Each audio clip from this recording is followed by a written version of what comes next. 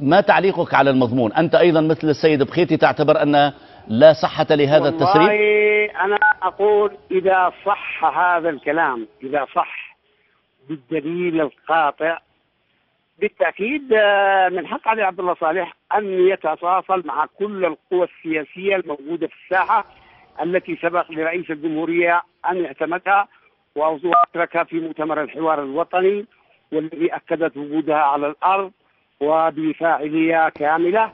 بالتأكيد علي عبد الله صالح هو يتواصل مع كل الأطراف، ما هو يتواصل مع علي سالم البيض، يتواصل مع العطاس، يتواصل مع كل رموز الدولة القديمة. أنت هنا تقول كلام هام جدا سيد جندي.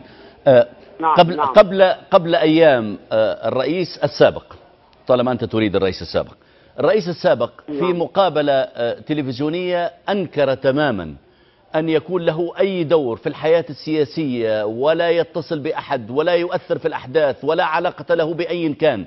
أنت هنا تنفي ما قاله الزعيم علي عبد الله صالح مثل ما أصبح يسمى في اليمن. رئيس لأكبر حزب سياسي موجود في الساحة، وهناك يعني في السياسة ليس هناك عداوة مطلقة ولا صداقات مطلقة. يعني طالما أصبح يعني الحوثيين، بالتأكيد كان يحارب الحوثيين، لكن وقد دخلوا الحوثيين إلى داخل العاصمة، فإذا ما حدث أي شيء من الاتصالات فهو من باب الاتصالات السياسية التي هي مع كل الأحزاب والتنظيمات السياسية المعتمدة في الساحة.